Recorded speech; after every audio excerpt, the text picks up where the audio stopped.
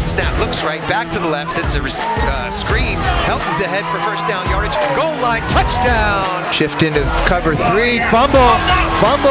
Picked up by Bedford. Rizzo with the touchdown. Looks to throw it again. Looks to his left.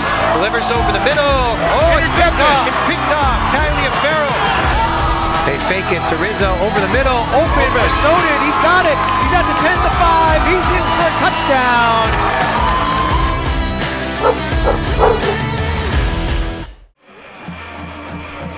Good evening and welcome to Bedford High School Stadium on this chilly evening. Temps around 45 degrees. Rain is on the radar heading our way. We'll see later on how much of an impact it'll have on the game, but things are dry right now. I'm Harry Kozlowski here with Corey Munster-Tiger. Semifinal action, Division I football championship between the Astros of Pinkerton Academy and the Bulldogs of Bedford. And Corey, these two teams met in the regular season. Exciting contest. Come from behind win 28-25 for the Bulldogs. But the Astros were missing two key players in that game. Jamie Isaacson as well as number 22, Matthew Morrison. Both of those players are back here tonight.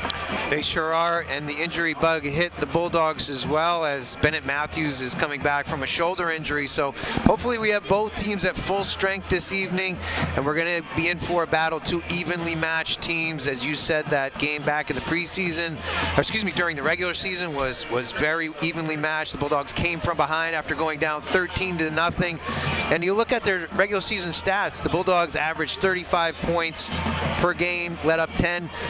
The Astros, on the other hand, 33.7 in favor, letting up only 14. So again, the stats tell the story. It's an evenly matched game. We're in for a good one tonight.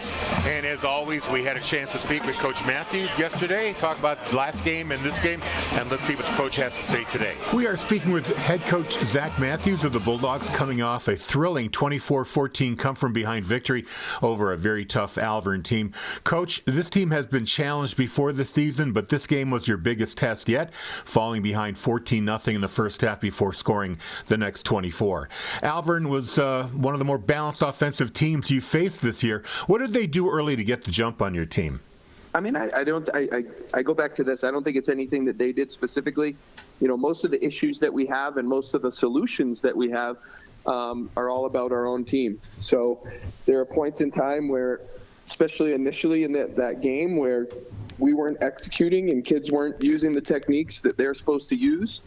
And so for us, it just came down to kind of getting the group to settle in and understand exactly what they were supposed to do. And this is, you know, people expect the kids to come out and hit on all cylinders, but it's a big difference going from practice to game speed. And especially when you had a week off, I expected us maybe to have a couple hiccups, but certainly it took us a little bit longer than we wanted to get things going. Yeah, penalties and turnovers had a big impact in this game. You had 3 potential touchdowns erased by penalties.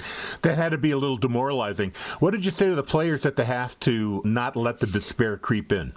I mean, I think it's pretty easy at this point in the year. You look at your seniors and, you know, as I said to them, you know, it's your choice. I said, you're only guaranteed one more half of football. Anything beyond that is something we're going to have to earn. And so I think you saw a really good response from the kids at halftime, but that's the reality of where we're at this time of year. You know, nothing is guaranteed. Each and every single game could be your last. And so you have to make sure that you're walking off the field with no regrets. Your defense tipped the scale starting in the second quarter and into the second half. A big turning point were the 2 quarterback sacks by Jave Sheff on one series. The Alvern offense were not able to score from that point on. What adjustments did you and your staff implement to turn the momentum your way? Yeah, really, we started blitzing quite a bit. And so some of you guys might have noticed that when you watched the game. But we had sent, you know, a little bit of pressure early on, and then we kind of figured out that their offensive line was and their quarterback were really struggling when we sent some blitzes. And so then for the rest of the game, we were sending quite a bit of pressure, quite a bit of linebacker blitzes just to kind of take advantage of that. And it seemed to confuse their blocking schemes and give us some of the stops that we were looking for. Now you're in the semifinals and you're hosting Pinkerton Academy again Friday night. They narrowly won their defensive battle against Wyndham to advance to this game. What are the challenges in facing an opponent a second time, especially one that gave you a fight the last time? Yeah, I mean, I think there's always a challenge, especially for the team that beat the team last time, you know, especially if it's a significant margin. Our game obviously came down to the last minute, and our kids are well aware that that game could have gone either way. So I don't think we are approaching this game as thinking, we're the number 1 seed and we beat them last time, we've got this made. I think the kids have actually been really responsive this week, and they realize the fact that Pinkerton, we narrowly escaped that game last time, and Pinkerton also had some injuries to some key players last time. So the kids are well aware that we're gonna need their best football, and we've had a good week of practice so far. We've been pretty fortunate this season having good weather for almost all your games, but the forecast on Friday calls for rain. It could be heavy at times. Will the conditions be a factor in your game planning for Friday? Yeah, I mean, the weather's always a little bit of a factor. There's certain things, especially as far as downfield passing game, we are somewhat limited on. So the officiating crew usually does a pretty good job letting us get a lot of dry footballs in, so we'll try to do the best we can. I certainly think, the weather being bad, doesn't necessarily favor us, because we definitely, of the two teams, it's no secret that we prefer to throw the ball a little bit more than they do. I think they had one legitimate pass last week that they threw against Wyndham. So obviously we have a good run game. Priority in games like this is going to be, turnovers, and obviously then running the football. And so that's what tomorrow night will end up coming down to. Last question. The finalists have just been announced for the Joe Ukika Award. And 3 running backs, Daniel Bestone of Exeter, Scott Hirschberger of Campbell, and Kevin Tedisco at Salem all make the list, but Brody Helton does not. Any comments on that? Yeah, I mean, I think this is a classic example of, we had 2 kids on the list, so we were fortunate enough to have Brody Helton and Bennett Matthews on the list as far as semifinalists. And so unfortunately, the way those awards go is if you have 2 kids involved in that mix, I think it splits your votes. And so to be honest, I'm not surprised by that at all. We know what we've got in Brody. Brody's the best running back in the state, and I'll go to battle with anybody on that. But certainly those other kids have had some great seasons, and wish them nothing but the best. Thank you, Coach. Good luck Friday, and we hope to have another talk with you next week. Yeah, I look forward to it. Let's hope for that. Coach Zach Matthews of the Bulldogs, and we're a little biased. We see Brody Helton play every week, and it's kind of surprising that he didn't make the finals list of the Ukika Awards. Yeah, he was a semifinalist, as you mentioned in that interview, and to me, honestly, one of the big factors is that he only played 3/4 of the game, maybe even less, in many of the games this year, as the Bulldogs were up and had the opportunity to rest him and keep him healthy for a playoff push at this point in time, and that's where it's hopefully going to pay off tonight and potentially next week. They've got a tough putt tonight, though, as this Pinkerton squad is athletic, took them to task during the regular season. Hopefully they can pull it out tonight. Well, it'll be interesting to see how they do it, because they're not known as a passing team. The Bulldogs have been very balanced all year. Meanwhile, the Astros are known as primarily as a running team. They line up in the wing tee. That's a running formation. But it is going to be an option that they have, is to go to the air. Coach, the quarterback, Aiden McDonald, is certainly capable. They have receivers on the team, especially with Isaac and number 22, Matt Morrison back. Thank you. And Caruso as a tight end is a strong option for Aiden McDonald as well. So he has some options. You hear the Bedford band in the background. We'll be going to the national anthem momentarily, and then afterwards they'll have the coin flip. And this Bulldogs broadcast is being made possible by Primary Bank, locally owned, committed to serving the business banking needs of New Hampshire, with branches in Bedford, Manchester, Derry, and Nashua. PrimaryBankNH.com, invested in New Hampshire. And we'll take a break right now for the national anthem.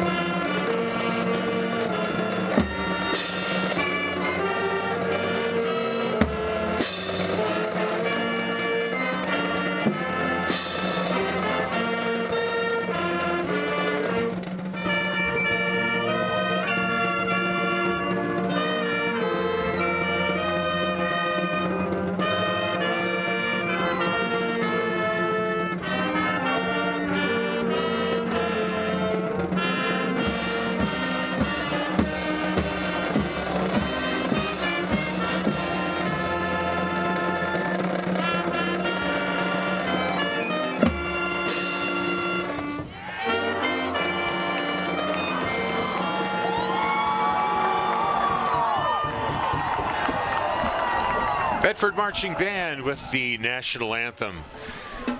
And I also want to thank another of our underwriters, and that is Wicks Insurance Group. Family owned, always there when you need them. The WicksInsuranceGroup.com for auto, home, life, business, and more, supporting the Bulldogs.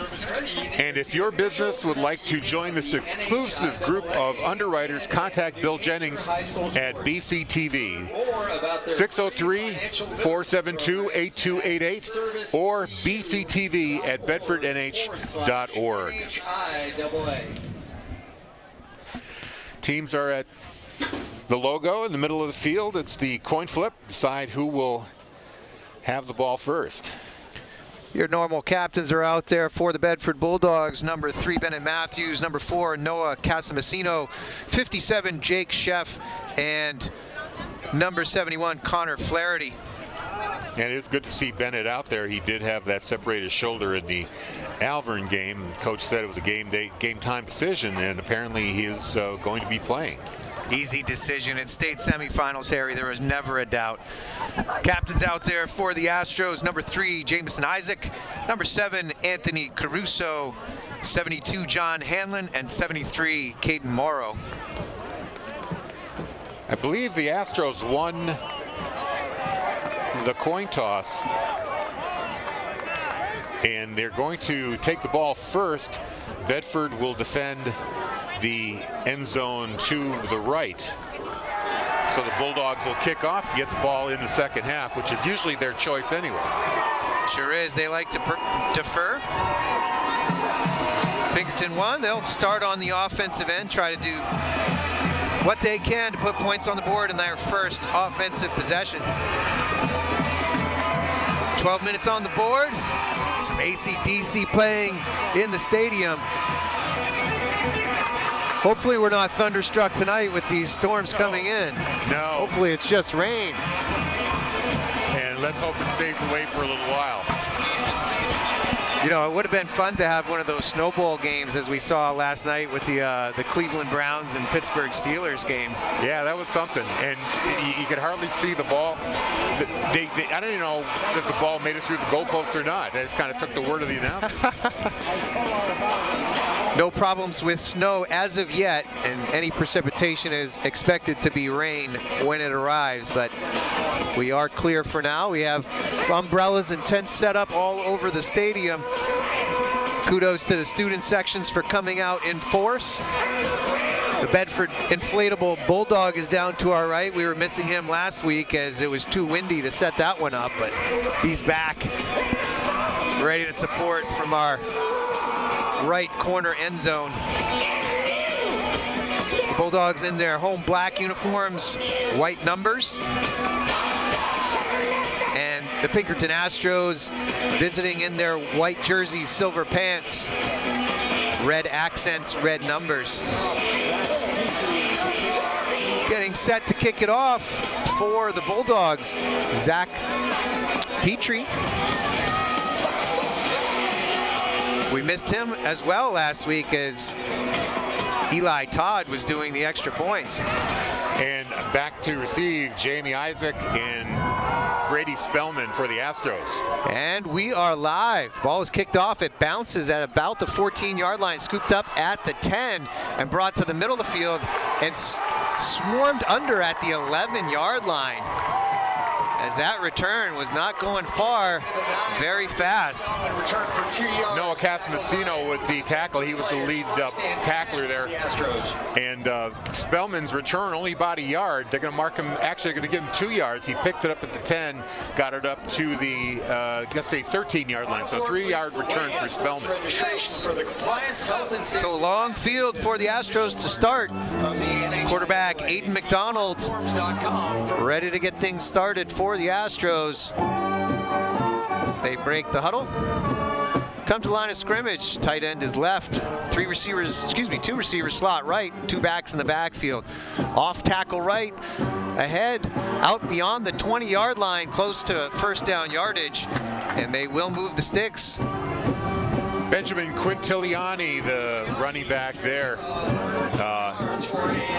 Missed tackle early. Chef tried to get to him at the line of scrimmage. He was able to shift right and miss that tackle, picking up pretty good yardage here.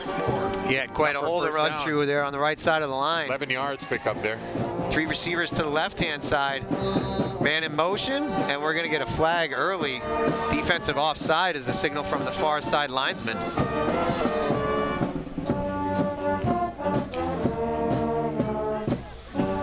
So we'll reset. They'll march it ahead 5 yards.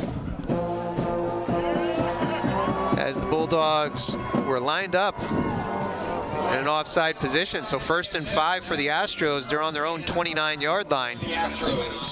Early here in the first quarter. Yeah, the penalties were a bugaboo last week with the Alvern game. It's something that Coach Matthews definitely wants them to clean up here. I can imagine he was quite frustrated. There were 3 separate scoring plays that were brought back because of penalties. McDonald back to the line, reverse pivots, handoff to the right-hand side, and with some room is Isaac. He gets ahead for another first down out beyond the 35. They mark him close to the 38-yard line. First down, Astros.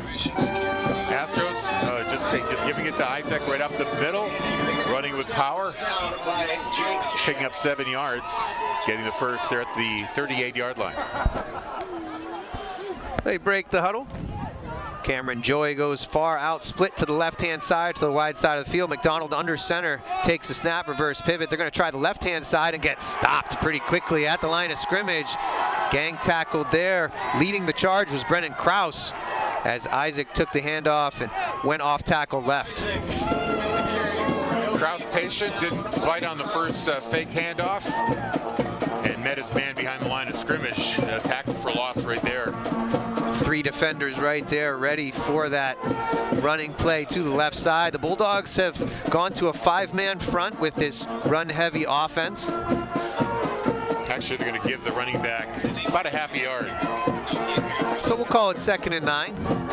McDonald under center again, motion man right to left. They hand it to him as he tries to get out beyond the left tackle. Has some room, cuts it up. That's Matt Morrison. Nice piece of running, 7-yard gain out to the 46-yard line. It'll be 3rd and 2. Yeah, you can really see the acceleration Morrison has. As soon as he hits the hole, he finds a lane, he just turns on the jets and picks up a big chunk of yards right there. Short yardage for first down here, 3rd and 3 is the official count. Good cut, good burst. Got into a swarm of defenders there and jabbed that left foot to get up the field. 3rd and 2. McDonald, slot right formation, hands it off up the middle. He's going to get stopped. Gets back to the original line of scrimmage at the 46, but no farther. It's going to be 4th and 2 on this first drive for the Astros. Matthew Benn, the lead tackler there for the Bulldogs. He met the runner first, kept him from the line of scrimmage. It's going to be a little bit longer here, I think. No, they gave him a yard. They gave him about a half a yard, so it's 4th and a long 1, we'll call it. They do need to get out to the 48-yard line, and the ball is spotted just inside the 47. So Coach O'Reilly's going to go for it early here in his own territory, midfield. Slot right. McDonald under center. Toss sweep to the right-hand side. The ball is on the ground. He picks it back up, makes a couple of moves, gets out and beyond. Now he's got some room. Isaac to the 30, the 25, the 20. Trying to beat one last tackler, and he does. Touchdown. Jamison Isaac on a broken play, a toss sweep to the right-hand side. An incredibly athletic play to get back around the left end. 2-0. And the Astros score first. 53-yard run for Isaac, and he puts the Astros on the board. Yeah, what an opportunity there for Bedford to basically turn it over on downs. The ball loose on the ground. Isaac picked it up. Chef was nearby, couldn't tackle him. Several other Bulldogs had a chance to get him before they reached the first down marker, but Isaac's able to hit the gas and accelerate down to left side and outrun the defense. The extra point is good. John Pappas with the PAT, and 7-0 is your score. 8:21 left in the first quarter, and the Astros make good on the first drive of the game. BCTV's live channels and on-demand content are now easier to access at your fingertips than ever before, thanks to the Bedford Community Television app, available for free at Apple iOS and Android Play. Download the Bedford Community Television app from your app store today. Enjoy our programming anywhere you go. Harry, you mentioned it. That ball's on the ground. The Bulldogs had the opportunity and just couldn't quite get there quickly enough. That ball, being an awkward shape, took a very fortuitous bounce right back into Isaac's hands, and he made something, a whole lot of something, out of nothing.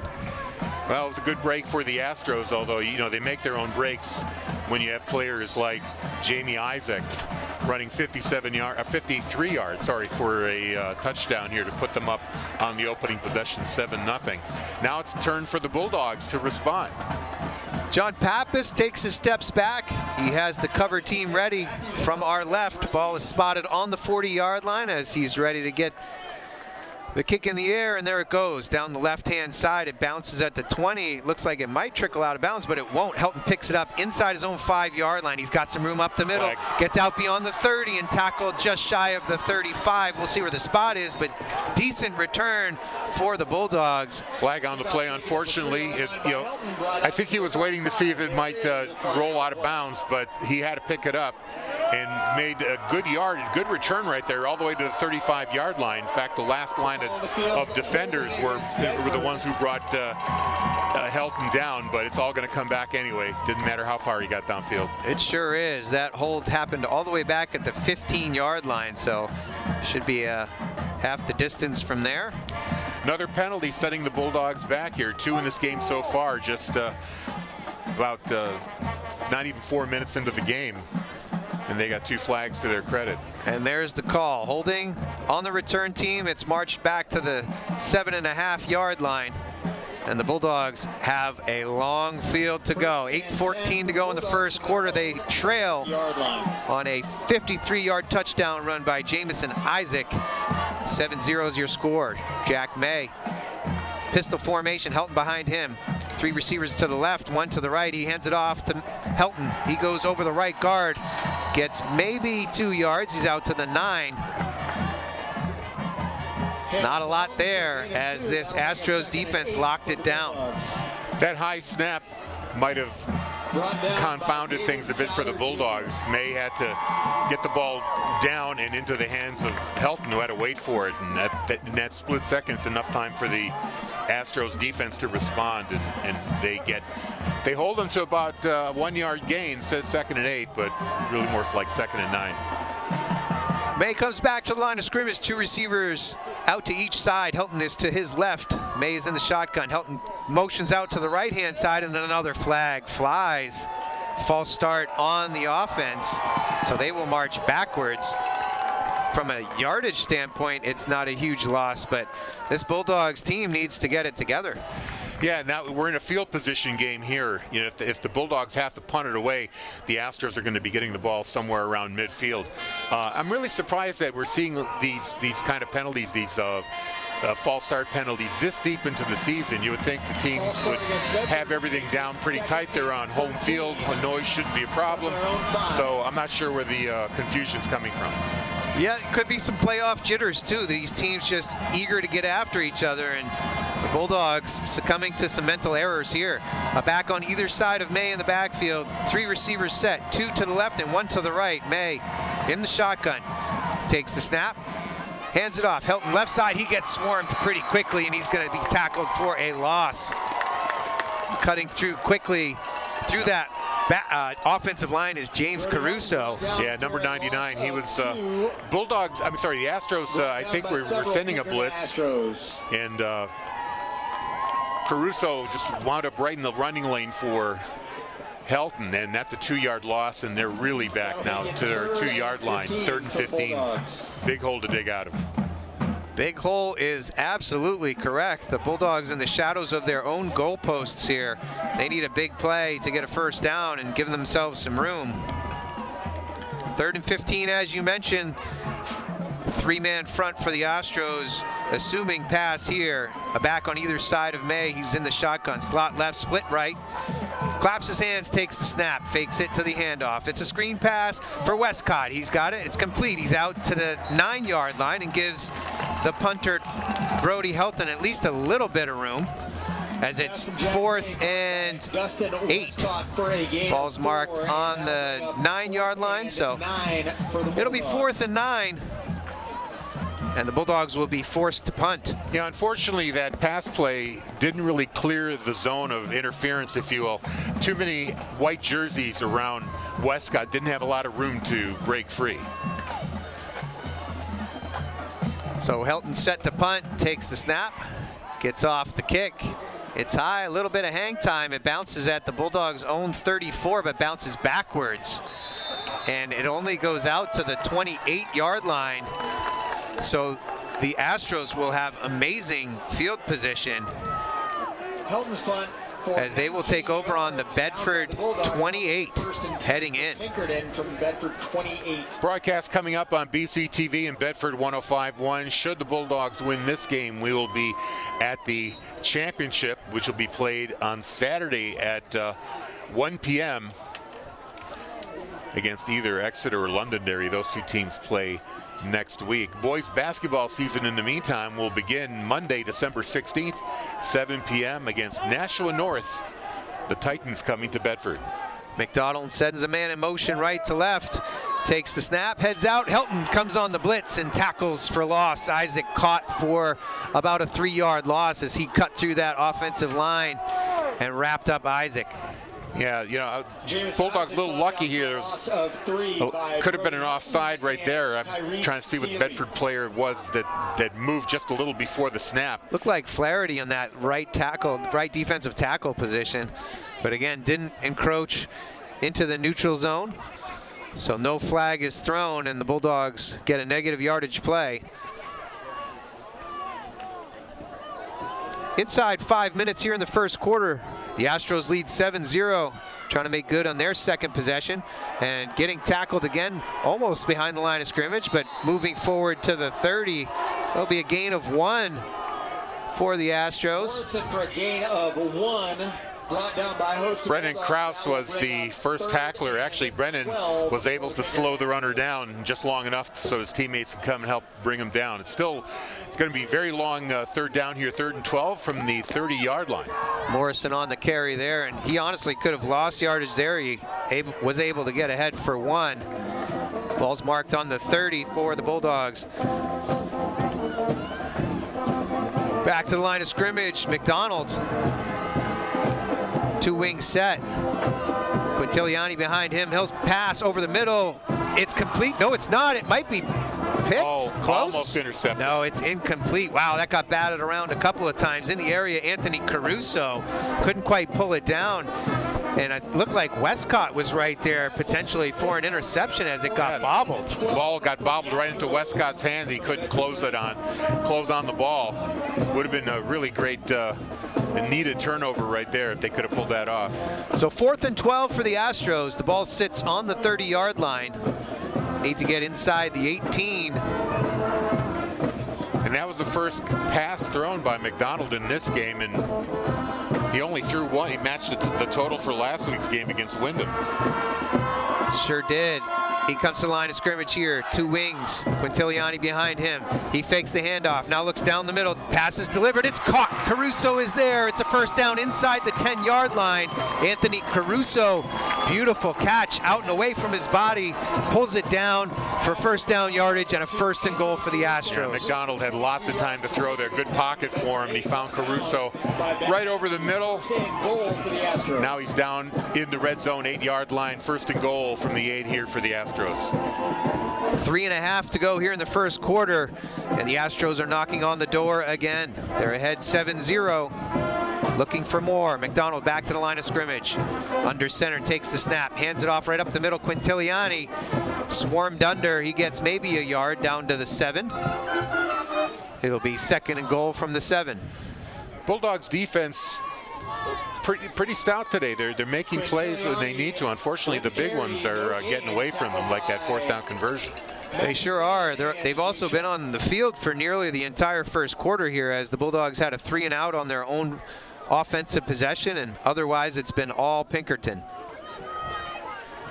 McDonald back under center. He takes the snap. Toss sweep to the right-hand side. It's Isaac. He tries to dance around a tackler, can't do it, and he'll be tackled for a loss near the 10-yard line.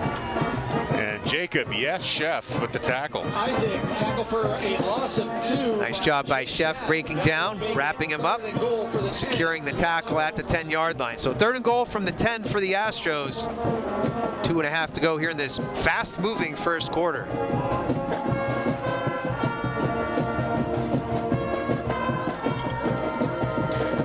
Stop here for the Bulldogs might force Pappas to come on. He was showing a decent leg in both warm-ups as well as that PAT, so a hold here would be good. McDonald under center. Motion man from left to right is Isaac. They fake the handoff. Screen back to left-hand side. It's complete.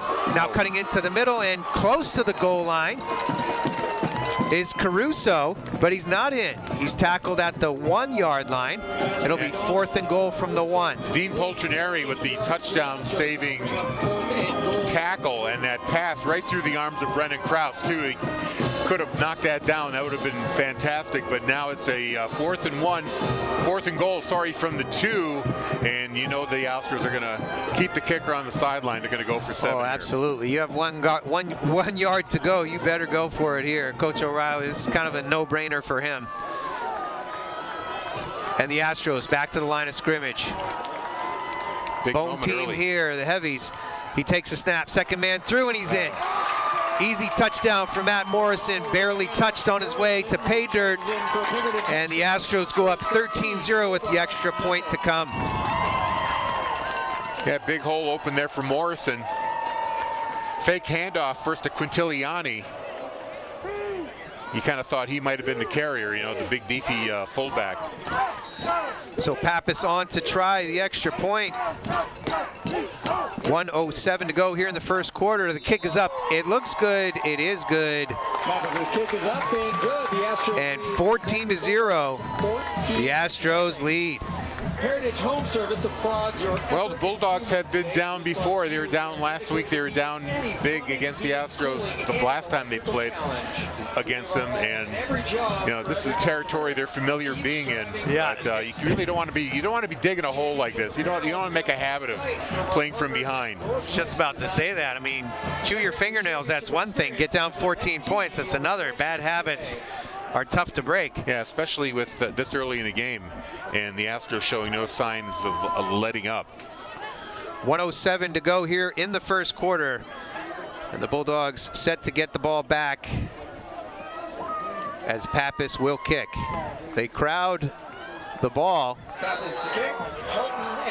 in a position as they could kick an onside, but they'll break that formation. That would be pretty aggressive, even for Coach O'Reilly. Wouldn't be surprised, though. You get the momentum, you get that ball back, man, that'll settle tone. But Pappas is looking as if he'll kick it deep. He makes the approach, swings the leg through, and kicks it deep.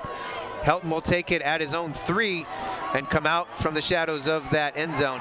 Tripped up as he gets to the 20-yard line. Nice play there on the coverage team.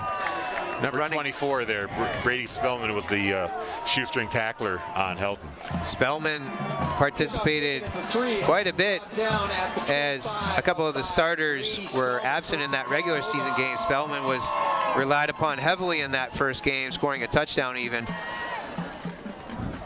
On special teams here tonight. 1:02 left to go in the first quarter, and the Bulldogs back with the ball on their own 23. Better drive start here. May takes the snap. He rolls to the right-hand side. He's looking to throw. He's going to pull it down, cut back into the middle. He's tackled after a 2-yard gain, but he does get forward for positive yardage. That rollout to the right is a good move. Unfortunately, it really starts to shorten the field for you, or limit where you can make your throw. And there was nobody open down the sideline, so May pulling it down and getting what he could there, 2 yards, 2nd and 8. Well, tough one too, as the ball was spotted on the right hash. He's going into the boundary and not a lot of room, as you mentioned. He's got to make that quick decision or he runs out of real estate quickly. 4 receivers set for May. Helton to his left, 3 receivers out to the left, and 1 split right. May sends Helton in motion out to the left-hand side. He looks down over the middle, and now it's picked off. Morrison picks it off. He's going to the end zone. It's a touchdown. Pick 6. Matt Morrison stepped in front and took it to the house. I think that was intended for Bennett Matthews, standing still, waiting for the ball. May showed a lot of patience in the pocket, waited till the last minute to make that throw before the pocket collapsed, but he didn't see 22 Morrison coming in to make that interception. A big mistake, and they find themselves down 3 scores. Pappas on for the PAT. It is up, it looks good, it is good, and just like that, 21-0, these Astros are cruising as there are 5 seconds left in this first quarter. You're absolutely right, it was a quick stop by Bennett Matthews, and the ball was late delivered. 5-yard stop pattern. May is picked off, and Morrison takes it to the house.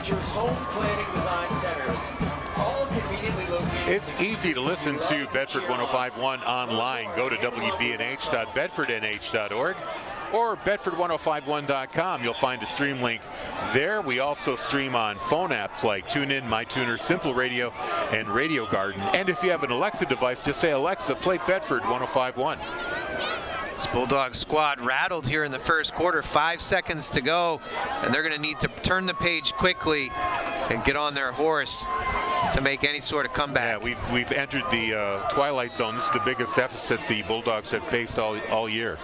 And they just really have been out of sync on offense. Again, some negative yardage plays, some penalties, and then of course this pick 6 here in the last possession. Pappas ready to kick it off. Possibly one offensive play for the Bulldogs here remaining in the first quarter. Kick is deep, taken at the 7-yard line by Helton. He'll take it out. He's out to the 25, to the 30. He's got some room, and down at the 35-yard line.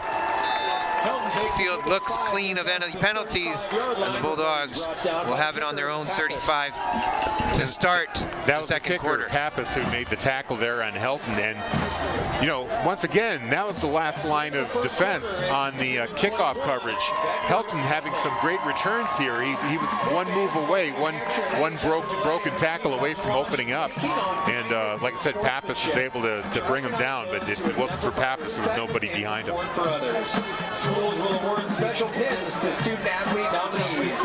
Let's take a moment to thank our Bedford Bulldog broadcast underwriters, including Primary Bank, locally owned, committed to serving the business banking needs of New Hampshire with branches in Bedford, Manchester, Derry, and Nashua. PrimaryBankNH.com, invested in New Hampshire.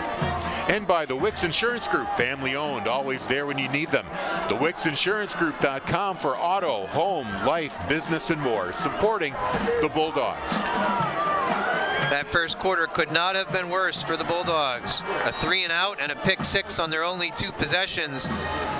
The Astros lead 21-0 as we start the second quarter. 12 minutes on the board, and we get started. Jack May fakes the handoff, keeps it himself, and goes out past the 40-yard line for a 6-yard gain. 2nd and 4 coming up for the Bulldogs. The fake to Helton, and everybody bid on that. May was able to cut to his right and pick up 6 yards, and that's the biggest play on offense for the Bulldogs so far.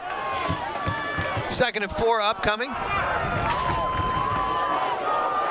3-4 set for the Astros defense, as this Bulldogs offense likes to spread it out. 3 receivers out to the left, 1 to the right. Jack May pivots after taking the snap, tosses it to Helton out to the left-hand side, who's ahead for a first down as he's tackled out near the 48-yard line. And that looks more like the Bulldog offense that we're familiar with. Helton picking up big chunk of yards there on a toss to his left and getting a first down here for the Bulldogs. First one of the game for Bedford. 11-13 to play here in the first half. It's 21-0 21-0 Astros. Quintiliani on the stop there for the Astros as the Bulldogs approach midfield. May back to the line of scrimmage. Trips bunch to the left side of the line. Suazo stand up and to the right. May takes the snap, fakes the handoff to Helton. They give it to Matthews on the end around. He gets ahead for 2, maybe 3 yards as it's going to be marked right past midfield. And the Bulldogs have entered Astros territory for the first time tonight. Brought down by... Now's the time to just concentrate on making positive plays. Use all the downs if you have to. Just get into the end zone here. Burn off some clock and take care of the ball. And let's get this down to a 2-score game. 2nd and 8 for the Bulldogs as they get back to the line of scrimmage. A back on either side of May in the backfield. Slot right, split left. In motion, left to right is Westcott. May takes the snap, looks downfield. He moves to his right, delivers it down the right-hand side, and we're going to get a pass interference, defensive pass interference call right at the 19-yard line. Face guard position by the defensive back as Westcott was trying to come back for that ball, and that seemed pretty clear. Yeah. Who was that? Was it 27? Here's some upset fans, but that could not have been more clear. Down the right-hand side. Didn't even look for the ball. May had lots of time to make that throw. Pass interference, and so it was a good throw. And oftentimes when a receiver has to come back for the ball, they draw that interference call. Yeah, we see that actually, that back shoulder play purposefully thrown that way. I'm not sure if May meant for that, but as the receivers come back through the defensive backs, it's very frequently called at all levels. So pass interference on the Astros. They'll march the ball ahead from the 48-yard line. It'll be marked just inside, or just at the 35-yard line. 1st and 10 for the Bulldogs from the 30. Bulldogs have a first down on the defensive pass interference. And they come back to the line of scrimmage. 3 receivers out to the left, 1 to the right. In motion left to right is Westcott. They fake the handoff. Now May looks downfield. He scrambles to his right. He's going to pull it down, try to get ahead for yardage. He gets close to the 30-yard line. I think they'll mark him at the 31. So again, good coverage downfield. May has to pull it down. Wise decision to not throw it into traffic. He's brought down by Quintiliani. And gets a 4-yard gain. And a great job there by Flaherty blocking James Caruso, who's coming in off the left side of May. He was just stuck with him and kept knocking him down, just didn't let him get to the quarterback. Ball's at the 31-yard line in Astros territory. 2nd and 6 for Jack May and the Bedford offense. 3 receivers to the left, 1 to the right. May takes the snap, looks out left quickly. It's batted at the line of scrimmage. Anthony Caruso getting a paw on that, and it is incomplete. 3rd and 6. Yeah, big blitz there by the Astros. They send everybody. Watch the replay here. Ladies and gentlemen, Coach 3 on the line, and they send 3 more backers. So 6 rushers on May, and one of them got the hand up and knocked the pass down. Trying to get out to that left-hand side, a little stop route as Caruso was vacating that flat area out to the left-hand side, and if he didn't get that hand up, it might have been trouble, but he did. It's deflected down, and it's 3rd and 6. No doubt, 2 down territory here. 4 receivers set for the Bulldogs. May in the pistol takes the snap, hands it off. Helton goes up the middle, ahead for a 3-yard gain. It'll be 4th and 2. Shooter He's tackled at the 27. Konstantinos Savas. Helton for about 4 yards to the 27-yard line. Under 9 minutes to go here in the first half. The Astros lead 21-0. On 2 touchdown runs, one by Isaac, a 53-yard touchdown run to start things off, a 1-yard touchdown run by Morrison, and then he followed it up with a pick 6 on Bedford's next offensive possession in that first quarter. And that 53-yard run came on a 4th and 12. A 4th and 12 and a toss sweep that the ball hit the ground. So the Astros doing quite well here in this game. May takes the snap, hands it off to Helton. He goes left. He's got a first down and more. He's inside the 20-yard line down to the 16. First down Bulldogs on a critical 4th and 2. They move the sticks. Yeah, they needed that. A big hole opening up for Helton. Another Bulldog first down. Great seal off there by Braden Calkins. He was the guy who opened that hole up. Helton with good vision, cuts it up in that seam. Off tackle left, 4 receivers set for May again, 2 right, 2 left. Helton behind him in the backfield. Motion left to right is Casamasino. May puts it out to him in the flat. It's complete and then hit right away. Morrison delivers a shot on Casamasino. Yeah, but he hung on to the ball, so a tough play there, but a good one, picking up 4 yards. Picked up about 4 yards. As you mentioned, 4-yard gain leads to 2nd and 6 for the Bulldogs in the red zone. Ball is marked at the 12-yard line. Morrison again closing speed there and delivering that shot as Casamasino was just receiving the ball, so not much of an opportunity for him to get ahead for positive yardage. 2 tight, 2 wing set. Helton behind May in the pistol formation. Motion right to left, given to Bennett Matthews. He tries to get out to the left-hand side. He's tackled around the 11-yard line. So yeah, Joseph Osanya right there where Matthews is trying to cut through that hole. He was able to bring him down. Really speedy tacklers on this Astros defense. It's amazing how quickly they adjust and react to what the Bulldogs are doing. Speed makes such a huge difference here. Getting to the ball, making those tackles, and getting there in numbers. Closing in on 6.5 here in the first half. The Astros lead 21-0, but the Bulldogs are threatening. 3rd and 5 from the 11 heading in. And May has trips a bunch to the right-hand side of the line. Helton goes in motion out to the right, empty backfield. May delivers over the middle. It's incomplete.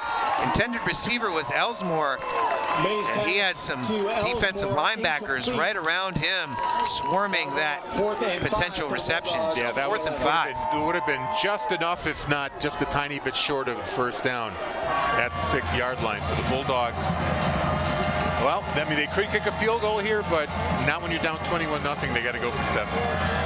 Yeah, I think this is a pretty straightforward call here for Coach Matthews. Ball's on the 11-yard line. They need to get down to the 6. 2 tight, 2 wing set for May. Helton behind May in the pistol formation. Motion left to right is Westcott.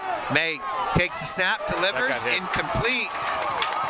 Intended for Matthews, and it's a turnover on downs. The Astros will take over on their own 11-yard line. I think the pass by May was tipped. It was Caruso getting the hands up and knocking the ball askew a bit, and that turns into a turnover on downs. At least the Astros don't have a great drive start here, but the Bulldogs miss an opportunity to get on the scoreboard and still down 21-0 here. Well, the Astros started on their own 13-yard line to start the game and ended up with a touchdown. So their field position hasn't mattered too much. McDonald back to the line of scrimmage. Takes a snap quickly, hands it off. They go off tackle to the right-hand side. Breaking 2 or 3 tackles and getting out towards the 15-yard line and still going, keeping his feet moving. Extra effort gets him past the 20. And it looks like the Astros will have a first down. Off to Quintiliani. I mean, he got out of, normally you would think the official would blow the whistle right there with his stop forward momentum, but they didn't, and he was able to shake it out of the grip of about 4 Bulldogs right there. Great job by Quintiliani to keep those legs moving. Couple of extra spins, no whistle, and he played to the whistle and gets a first down past the 20-yard line. Slot right, tight left. McDonald takes the snap, hands it off the left-hand side of the line this time. It was Isaac on the carry. Ahead for 2, maybe 3. Pete Suazo with the tackle right there. Great solo tackle. McDonald's handoff to Isaac. That's a member of your secondary coming up and making that tackle. As Isaac got through the line and got through the linebackers. Suazo with a good tackle, but they're making all members of this defense wrap them up here. 5 minutes to go in the first half. 21-0 is the score. The Astros lead over the Bulldogs. Motion left to right. They hand it off. Isaac around the right-hand side. He's got some room, close to another first down as he's pushed out of bounds past the 30-yard line. And they move the chains again. Isaac using that speed to the right. One tackle missed in the backfield, and he just turned on the jets, headed for the pylon, got the first down right there. 4:47 to go. Just a reminder, at halftime, we're going to be bringing you a performance by the Pinkerton Academy Astros Marching Band. They'll be performing here on the field. It is a first down as the Astros come back to the line of scrimmage at the 32-yard line. McDonald under center, hard count, doesn't get him to go, hands it off, and getting tackled behind the line of scrimmage at the 30-yard line. That was Morrison. And Jake Sheff with the tackle there for the Bulldogs. So a 2-yard loss for the Astros. Morrison brought down for a loss of 2. Pretty dry out there, nothing more than a miss, so we've been fortunate that the heavy rains that were predicted have not arrived just yet. Great job by Sheff wrapping up Morrison, and yes, we have been fortunate, but Harry, you're getting some of the other members of the press box a little irritated at you. You're not supposed to say those kinds of things. What, rain? McDonald back under center. They overshift the line, hand it off to Morrison. He's through that line and ahead for at least 7 yards as he gets out to the 39-yard line. They mark him at the 39, so that's got to be really frustrating because the Bulldogs are getting into the backfield right there.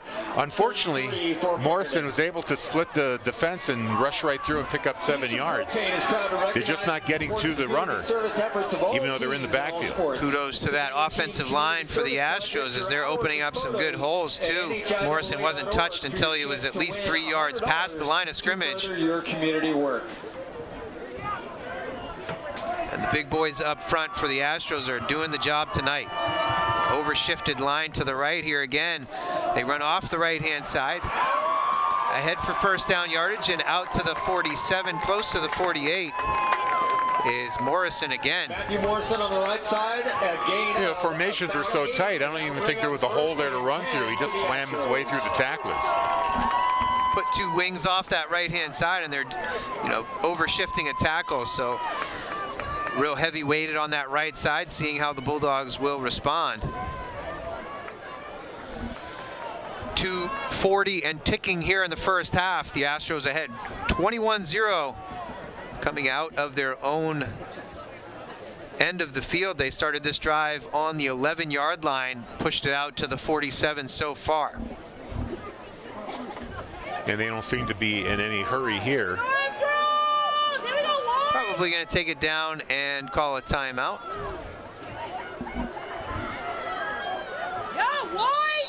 And there it is. Coach O'Reilly takes a timeout with 2 minutes and 10 seconds remaining on the clock here in the first half. Becoming a high school sports official is an easy call. Officiating allows you to continue to be a role model by demonstrating qualities such as impartiality, fairness, and courage. High school sports officials help protect the integrity of the games we love by teaching and enforcing the rules of play. New officials have an opportunity to make a difference in their communities right away.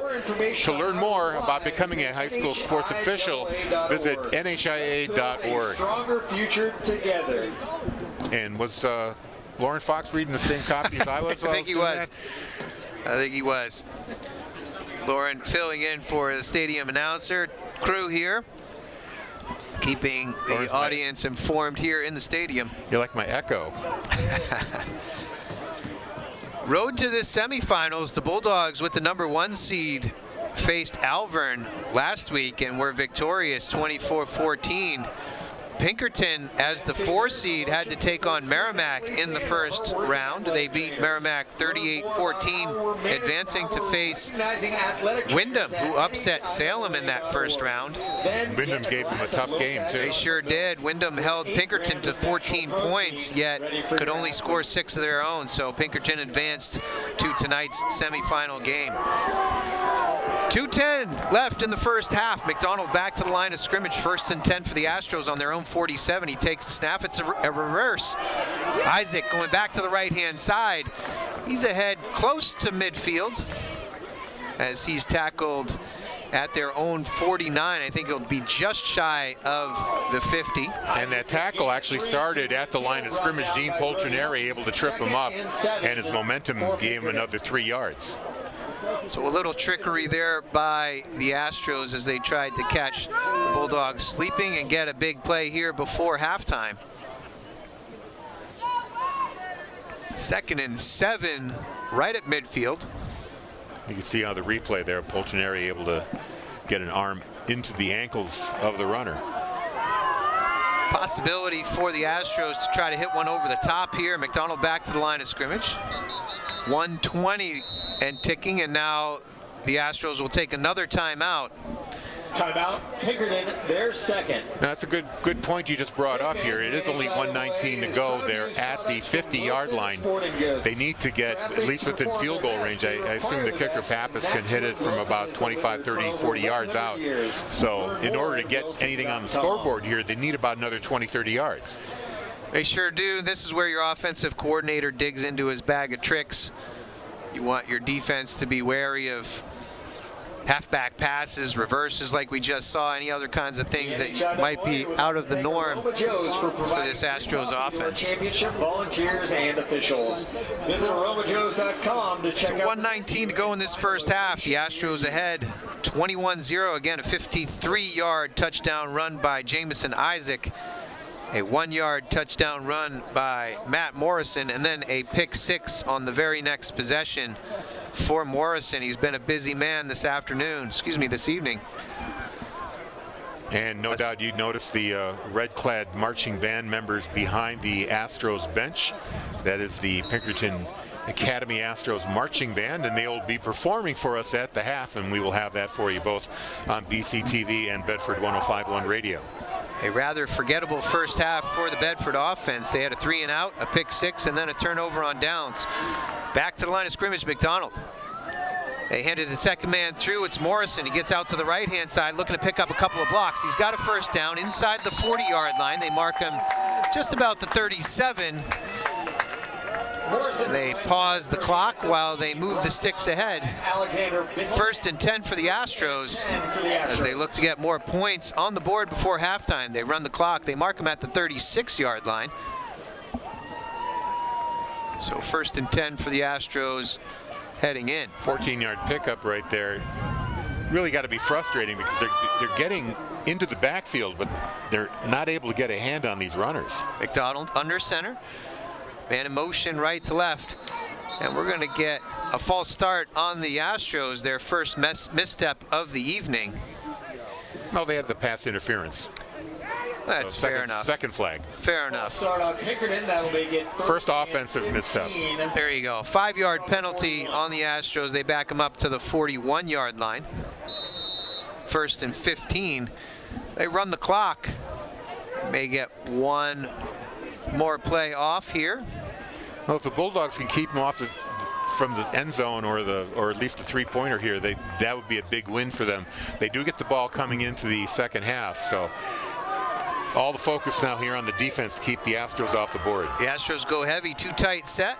They take the snap. It's a misdirection play. They get Morrison coming back to the left-hand side. He gets down close to the 30-yard line, but no farther as he's tackled there. The ball is spotted at the 31. Some really creative running plays that they're calling here, these double handoffs. 5 for the Astros. Get a timeout called. These double handoffs are something that really the Bulldogs haven't seen much of all year. Not really. Some misdirection, and that time they tried to cut it up and inside the tackle box, coming back to the left-hand side. And again, rather successful, as it was about a 10-yard gain for Morrison. Still not a there first on down, the replay. though. Not that it matters because it is only 12 seconds left in the half. So I've got to imagine, well, I mean, I was going to say, will they throw it or will they come up with another handoff play that we haven't seen before and pick up 30 yards? I'm going to go for the pass on here, as it's 2nd and 5, 12 seconds left You think they have 2 shots. If they hustle, they can get 2 plays off. And it really kind of depends on how much time McDonald has to throw. We know that he has a decent arm back there.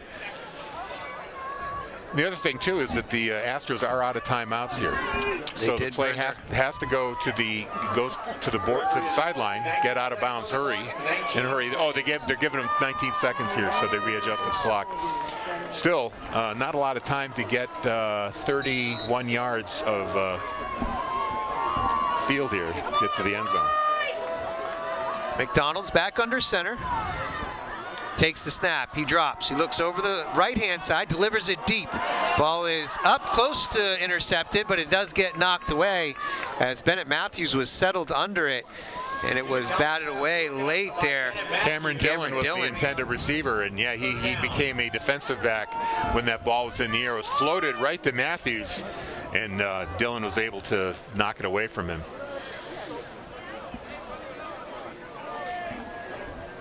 How much do you think that shoulder's affecting him there? Well, he did come to line of scrimmage after that play. Matthews trots off. It looked like that did not feel so good. So coming on in his stead is Bryson Durso. So Matthews came to the sideline there. Ball's on the 31-yard line. 3rd and 5 for McDonald and the Astros offense. He steps back. He's going to go into the shotgun. Man in motion left to right is Isaac. Takes the snap, fakes the handoff, looks over the right-hand side, feels some pressure, he's going to go down. He's sacked down at the 39-yard line, and the Bulldogs defense comes up with a play, and that should do it for the first half. Well, you take your victories where you can, and that's the biggest positive for the Bulldogs today. They don't allow an Astros touchdown on this possession, and they're able to tackle him for a loss and end the half here. 21-0 is your score.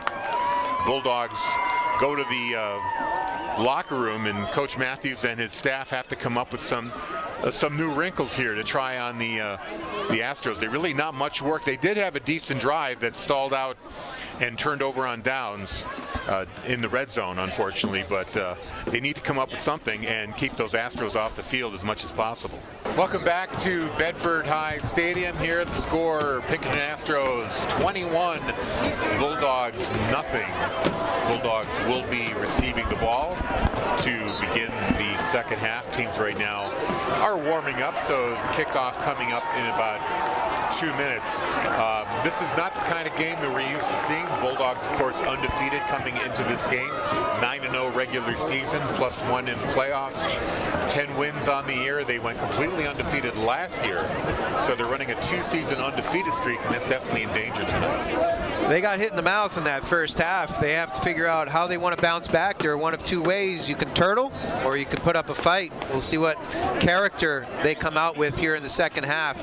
Their offense really needs to get moving. Of course, their first 3 possessions of the game, their only 3 possessions of the game, were not great. A 3-and-out on their first possession, a pick-6 on their second possession, and then they made some positive yardage plays on that 3rd possession that came in the second quarter, but it ended on a turnover and on downs on the Pinkerton 11 as they forced a 4th and 5 and could not come up with the first down yardage. So the Astros, on the other hand, have seen nothing but success. A 53-yard touchdown run by Jamison Isaac on their first possession of the game turned into a 53-yard touchdown off of a broken play, a toss sweep that hit off of Isaac's hands, hit the turf, and bounced right back to him. He was able to redirect, go out to that left-hand side, and hit pay dirt.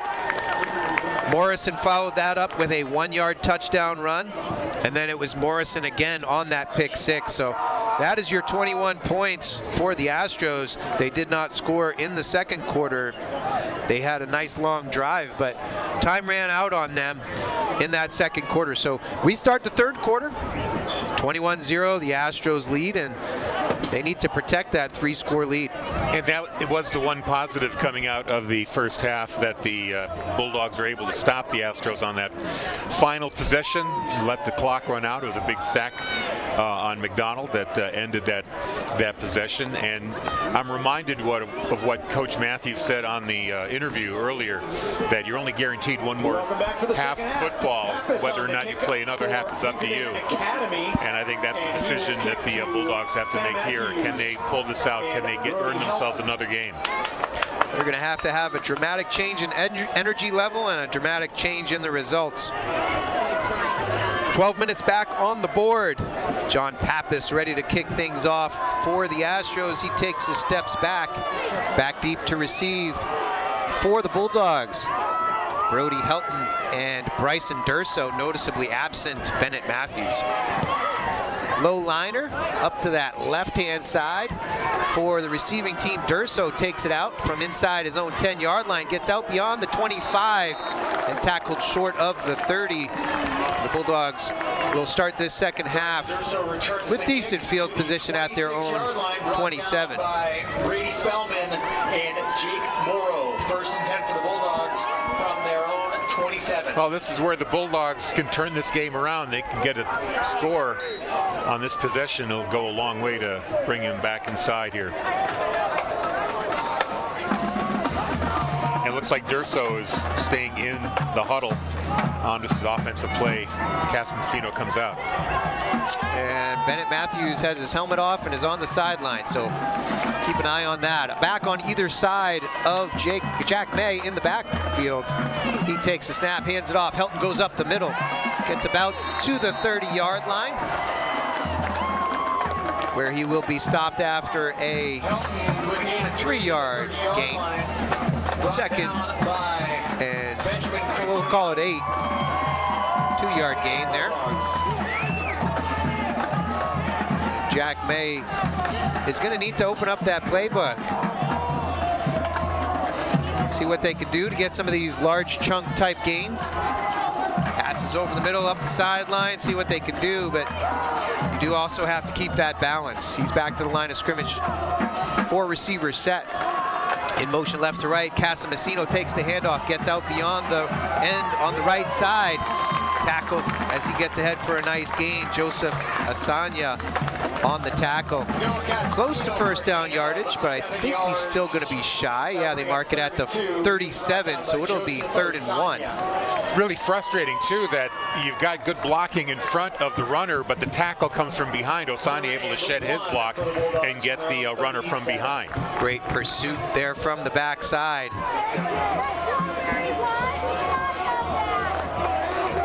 So 3rd and 1 here. Important play for the Bulldogs here as we open the second half of play. First possession, 10:27 to go in this 3rd quarter. May sends Casamassino in motion left to right. They hand it to Helton. He goes up the middle. He's got a first down. He's out beyond the 45-yard line. And the Bulldogs have a first down. And great pick up there. Almost 10 yards on the carry there for Helton. Good job by the offensive line, opening up a hole for Helton.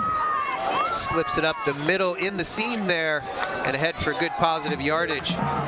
Bulldogs need to put together a solid drive here. 4 receivers for Jack May.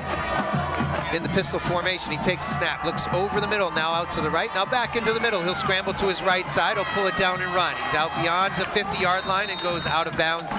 Looks to be inside Astros territory. We'll see where they mark him. Going to mark him just over the 50-yard line. About a gain of 5 there. May had lots of time to throw, but then eventually the protection broke down. He had to run for it, but he got positive yards there, picking up 5 yards on first down. So 2nd and 5 at the Astros 49-yard line. And good decision making there too by May, as he didn't want to deliver a ball late or in potential peril for another turnover. Pulls it down. Motion man right to left is Westcott. Toss sweep left-hand side for Helton. He powers ahead for first down yardage inside the 45. And the Bulldogs move the chains again. Picks up 7 yards before he's brought down by Nick. First down pickup there. 5-yard carry, 6-yard carry by Helton. And the Bulldogs continue to drive down the field into Astros territory. 9:36 to play here in the 3rd. 21-0 Astros up. Ball is marked on the Astros 43-yard line. And the Bulldog offense back and ready to play. 4-receiver set again for May. 2 right, 2 left. Helton stacked behind him in the backfield. They hand it off to Casamassino going around the right end. Gets inside the 40-yard line, breaks a tackle or two, and is tackled at the 36-yard line. Nice run there by Casamassino, delivering a blow to those would-be tacklers. He was brought down by David marked at the 36-yard line. It'll be 2nd and 3. Yeah, good blocking, but Casamassino also running strong, breaking out of the tackle of David Souther Jr. to pick up that big gain there, 7 yards. So 2nd and 3, same formation. A split end on either side, a wing on either side. Jack May has Helton behind him in the pistol formation. He takes the snap, it's high. Helton sidesteps a tackler, gets back to the line of scrimmage and ahead, close to first down yardage. He's quite near that 33, but I think they'll mark him short. It'll be 3rd and 1. Yeah, the blitz came and Helton able to evade that first blitzer, but then Morrison and Souther were there at the second level, stopping him just shy of the first down marker, so he's got 2 yards to go. Bulldogs go with their heavy squad. Bone offense likely going to come out in a wishbone formation to try to get this first down on 3rd and 1. Connor Flaherty lined up in the backfield behind May. They are in the wishbone, 2 tight set. May under center. Tries the hard count and gets it to go as the defensive line jumps off sides. And that's the first mental mistake that we've seen from the Pinkerton Astros, as the defensive right tackle James Caruso made contact with that left side of the line. So the Bulldogs get an easy first down. They march it ahead 5 yards. It's marked on the 29-yard line. And you can see the shame that Caruso was feeling, kneeling down, realizing he just gave the Bulldogs a free first down. His teammates came over to console him. And despite 1st and 10, the Bulldogs keep the same personnel out there. Flaherty in the backfield. May under center takes the snap. Second man through is Helton. He takes the handoff and goes down to the 26-yard line. 2-yard gain, maybe 3. Brody Helton to the right side now for a some gain fresh of about troops 3, coming out for the Bulldogs. Suazo's coming in out and about 6. They give him coming off the field, I should say. Suazo's going into play. They give him 3 yards on the carry, so 2nd and 7. Inside 7 minutes remaining in the 3rd quarter, the Astros lead 21-0 in this state semifinal game. Good drive so far. About 5 minutes of playing time burned up here by the Bulldogs. May takes a snap. They hand it to Casamassino on a little misdirection play. Nice spin move to get out of 2 or 3 tackles. He's down inside the 20 and close to the 15. It's going to be another first down for this Bedford Bulldog offense. A little misdirection here from the Bulldogs. Fake the handoff to Westcott, give it to Casamassino, able to spin out of that tackle and fight his way down to the 15-yard line for a first down. And this Bulldogs offense is changing things up a little bit. Instead of just power right, power left, doing some of these misdirections plays and trying to catch this Astros defense off guard. Another motion man is Casamassino left to right. Now it's off tackle right for Helton. He's inside the 10-yard line down to the 9, maybe the 8. We'll see where the spot is. To the right side, a carry. Again, good first down yardage for the Bulldogs on first down. 2nd and 3. Yeah, good running there by Helton. I think he's starting to finally find his groove. Sometimes you need to get hit a few times, just kind of feel the game, and he's starting to feel his legs. He's starting to absorb those hits, fighting his way through tackles and picking up big chunk plays every time. And the Bulldogs are looking more like themselves on this drive. So 2nd and 3, the ball is marked on the 9-yard line. 4-receiver set for May, Helton behind him, pistol formation. Motion right to left is Westcott. They give it back to Casamassino. He cuts it up in the middle. He's close to that first down at the 6-yard line. I still think he's short, likely 3rd and 1. There's a player injured down. I believe the Astros picks up have a player down. He's brought down by Parker, and that is number 13, David Souther Jr., who's injured, and will stop the clock here. And Advanced Service Credit Union is proud to offer School Spirit debit cards for NHIAA schools. The medical team out there look at them. Let's take a little time here to thank our Bulldogs underwriters on this broadcast. Primary Bank, locally owned, committed to serving the business banking needs of New Hampshire with branches in Bedford, Manchester, Derry, and Nashua. Primary Bank, NH.com, invested in New Hampshire. And by the Wicks Insurance Group, family owned, always there when you need them. TheWicksInsuranceGroup.com for auto, home, life, business, and more, supporting the Bulldogs. And if your business would like to join this exclusive group of underwriters, contact Bill Jennings at BCTV. The phone, 603-472-8288 or BCTV at BedfordNH.org. The Pinkerton 6-yard line. Appreciate those underwriters. Bulldogs 3rd and 1 on the Pinkerton 6-yard line. 4 receivers set. May takes the snap, hands it off Helton right side. He gets through the line of scrimmage, down to the goal line, and he's in. Touchdown, Brody Helton. 6-yard touchdown run, and the Bulldogs are on the board. From the 6-yard line, that makes it Pinkerton 21. Helton just doing what he does, gets ahead of steam, finds a seam. He had a choice of a couple of lanes to take, and he picked one and bowled his way to the end zone. And he came up, looked a little funny, like he might have hurt himself a bit. We'll see if he's back in the game later. Petrie on for the PAT. The kick is up. It looks good. It is good. And the Bulldogs make left in the third some quarter, the headway in their bid to come back from a 21-0 lead. 21-7 now. Well, you can only get one touchdown at a time, so they got this one on their first possession.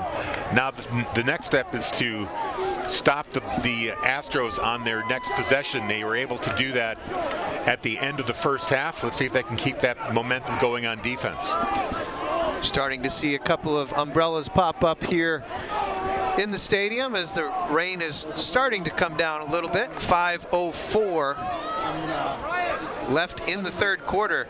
And you're absolutely right, Harry. The Bedford Bulldogs defense is now going to take the baton and see what they can do. Try to come up with a turnover or at least a quick defensive stand to get the ball back to their offense. It's a pivotal moment in the game. Mark it down. 5:04 to go in the third quarter. What do you see coming, Harry? Surprise onside kick?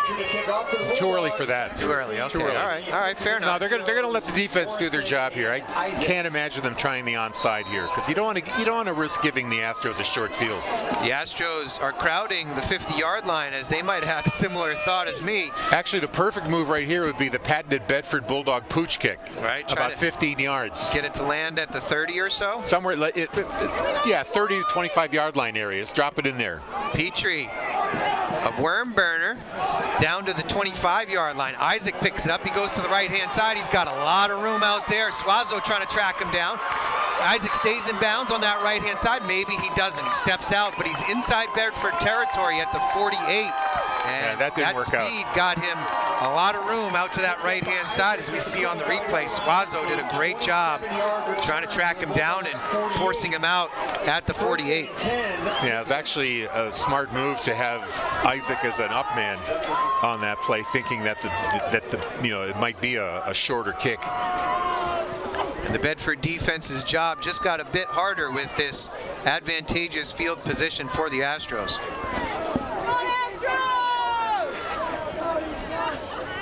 4:55 to go in this third quarter.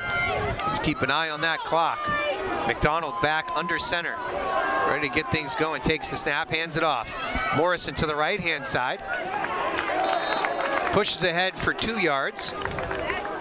Looks like they'll mark him at the 46. That'll be second and 8 for the Astros. Bulldog 46. Good start here. You know they're going to take all 4 downs here if they have to. So 2nd and 8 is a good place to be. Let's see if they can maybe drop them for a loss in the next one. McDonald looks to the sideline as the play comes in with Cameron Joy. They talk it over in the huddle and break, and quickly to the line of scrimmage with a purpose. Morrison gets the handoff, and he gets hit in the backfield.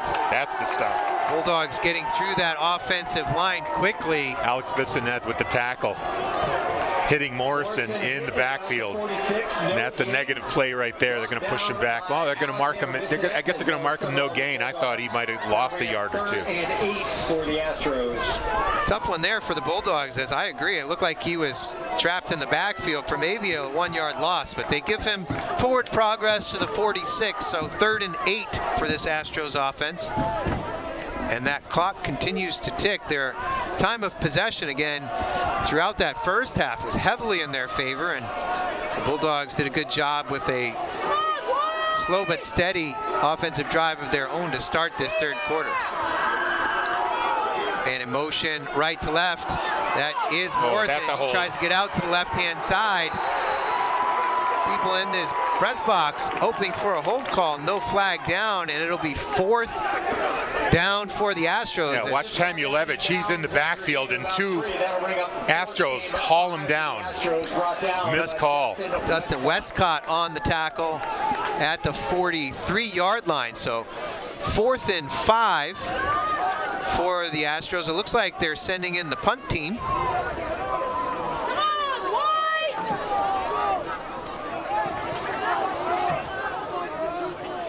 And they're going to try to pin the Bulldogs well inside their own territory. And it's Helton back for the return here. Back to receive is Brody Helton. Scholes will kick for the Astros. Snap is backfielded cleanly, and the punt is a good one. Left-hand side, it bounces at the 7. And an outstanding play deep in that corner. Number 24, Brady Spellman, covers it at the 1-yard line for the Bulldogs. Geez, I'm not sure he could have gotten any closer to that goal line. Yeah, I really expected it to roll into the end zone, and almost, you know, I wish there was a replay there, because the contact with the ball was awfully close to that goal line. Special Olympics New Hampshire and the NHIAA. Either way, Spellman brings it out of bounds, and the Bulldogs take over on their own 1. So a 99-yard field to drive. Can we see that again? Did he actually step out of bounds, or did he? He did. He sure did. No, he came this side of that pylon. So Bulldogs need to get some breathing room here first, and then put together a drive. May under center takes the snap, hands it off right up the middle, and getting ahead out past the 5-yard line. I believe that was Flaherty on the carry. Yeah, the rugby scrum, moving it up to the 7-yard line. That's a great play right there, picking up about 6 yards. 2nd and 4 coming up, get away from that end zone. A little bit of room here to get some stuff done. Big Dog on the carry, gets a 6-yard gain. They'll mark it at the 7, so at least a little bit of breathing room for the Bulldogs offense. Same team in there, the Bone team. Wishbone behind May, 2 tight set. 1:41 and counting here in the third quarter. Bulldogs trail 21-7. They hand it to Helton over the right-hand side. Probes, now cuts it back to the left-hand side. Coming up with a great tackle and saving a big yardage play is the Astros defense. That was Isaac on the tackle. Nope, but it was 13. Bulldogs. It was Souther, number 13 with the tackle. But yeah, that was actually a terrific play, and a bit of a yardage saver, because he was the last line. He was the last tackler. If Helton could have gotten away from his grip, he might have picked up a lot more yardage. And a lot of times here, Helton has come very close to breaking it, and the Astros making the last tackle, saving a bigger play.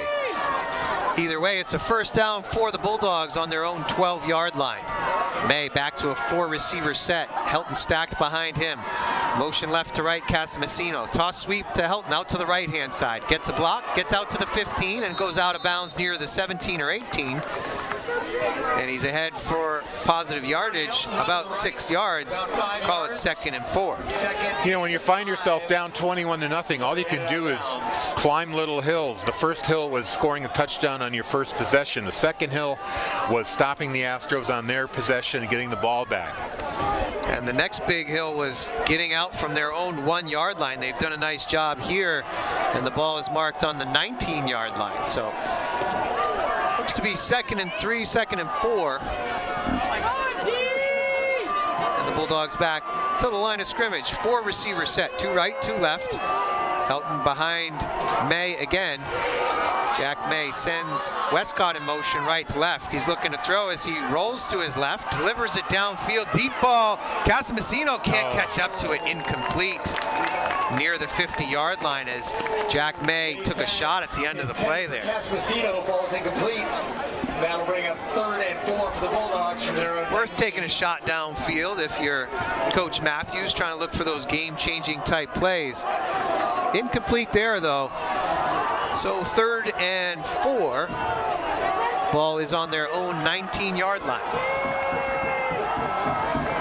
46 seconds to go here in the 3rd quarter.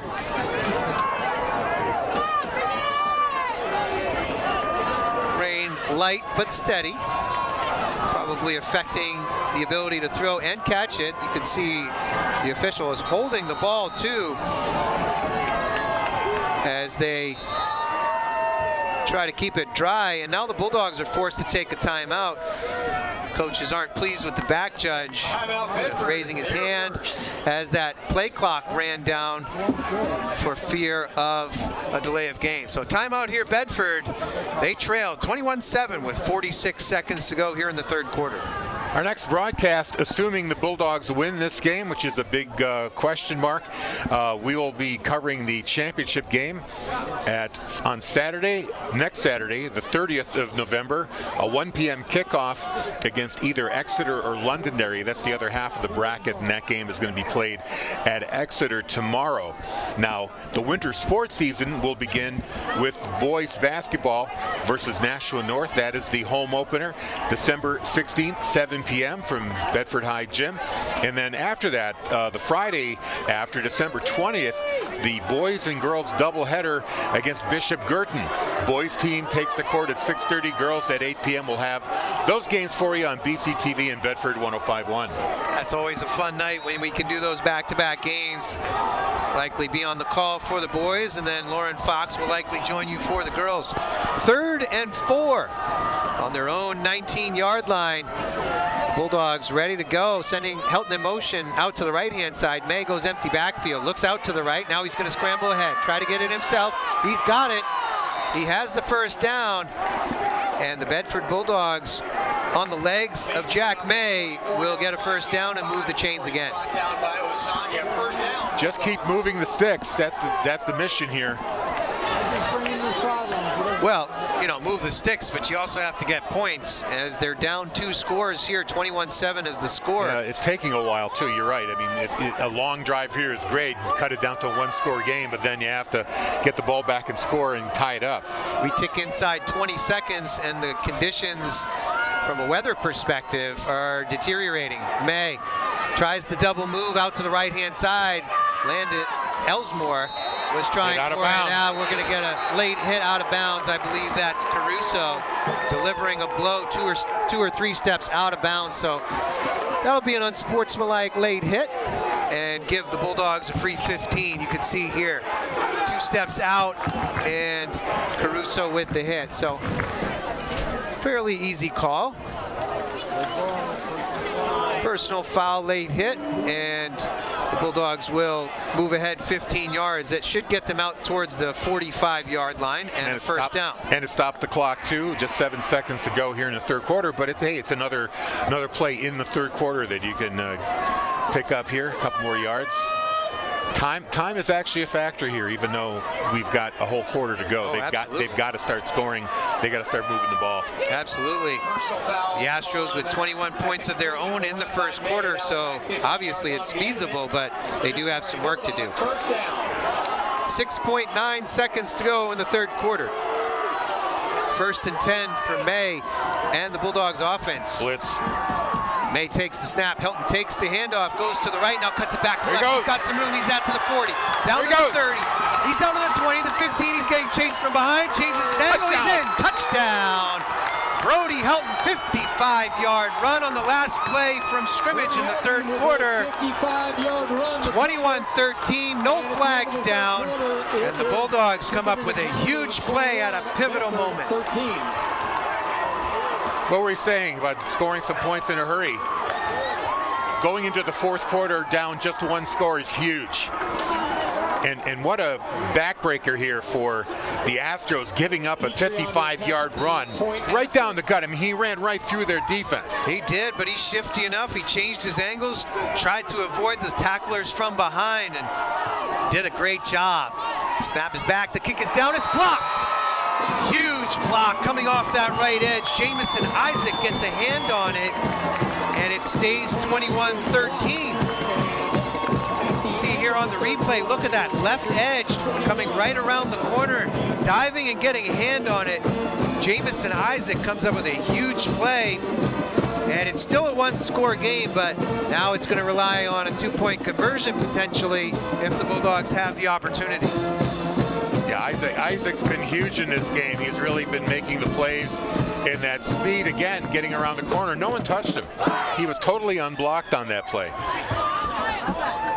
The wing back on that left-hand side, Noah Casamasino, has to protect the inside gap, so couldn't get a shot on Jamison Isaac, and his speed, like you said, enough to carry him around that corner and get a hand on the PAT. So huge play by Helton to get the Bulldogs back to within one score, but it is a little bit harder with that PAT being blocked.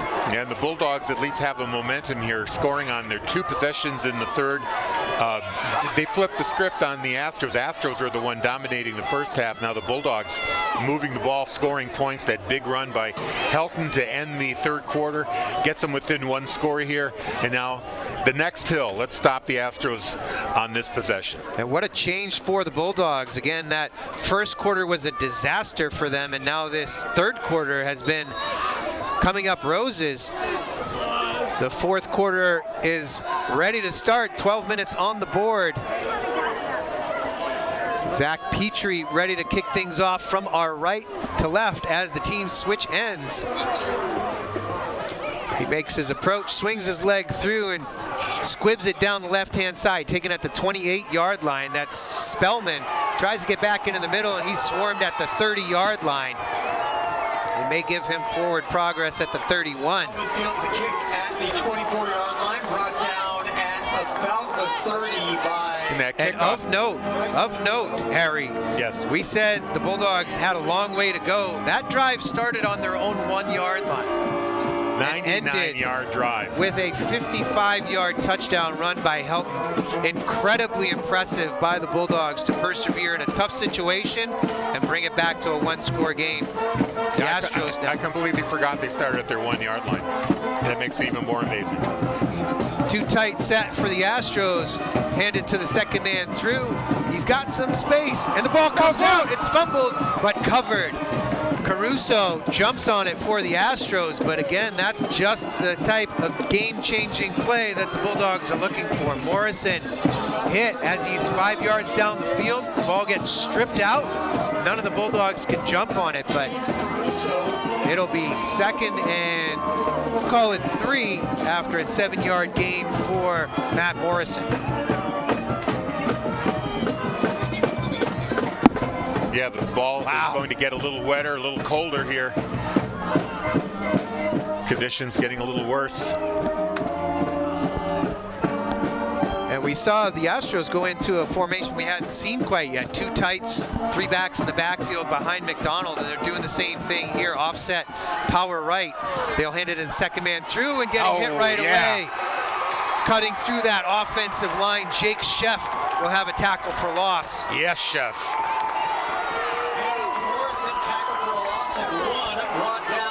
They mark him at the 37-yard line, so a loss of 1, 3rd and 4 for the Astros offense. 10.5 to go here in the game.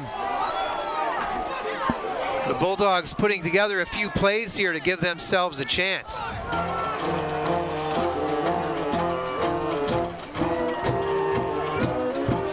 McDonald coming back from the sideline with the play. Obviously, Astros taking all the time that's allotted to them between snaps to try to take down as much of the clock as they can. They're going heavy to the left-hand side, 2 backs in the backfield. try to power it ahead and looking to be short and forcing a 4th down. This Bedford Bulldogs defense tackled Morrison at the 39-yard line. It'll be 4th and 2 for this Astros offense. Now let's see how much of a riverboat gambler Coach O'Reilly is here. Does he go for it on 4th and 2? From his own 39, I think he's going to take this down as long as he can, take a timeout, and send the punt team on. That's my opinion. I don't get paid to share my opinion, though, do I? Well, technically you do. Fair enough, fair enough. 21-13 is your score as we tick under 9.5. Yeah, if the Bulldogs get the ball back here, that next hill will have been conquered, and then the game will be in their hands. There it is, the timeout by Coach O'Reilly. He'll talk things over. His team leads 21-13, trying to preserve this lead. Critical 4th and 2 on his own 39. Now he may line up and try a hard count, try to get the easy 1st down. I'm a little surprised that he burned a timeout here, because I would think timeouts could potentially be valuable in this game. Yes, I agree. However, it seems like the onus is on the Bulldogs to preserve time, so they take a timeout kind of early, actually. Remember that. There was some frustration by that's right, yeah. Coach Matthews. They did burn one, you're right. On one of their first possession in the 3rd quarter, so they are down to 2 timeouts left, and now the Astros are also down to 2 timeouts left here with 9:15 to go in the game. 4th and 2, their own 39. Coach O'Reilly talks it over. What do you think? Weather radar. They're showing the weather radar on TV right now. You can see that those showers are passing over here. Look at that high quality production crew. I love it. Well done, Andrew Fenn, back in the studio. So 4th and 2. The Astros not showing what they're going to do here. They're showing all right. Their offense is on the field. Watch the hard count. They go heavy. They line up, they snap it.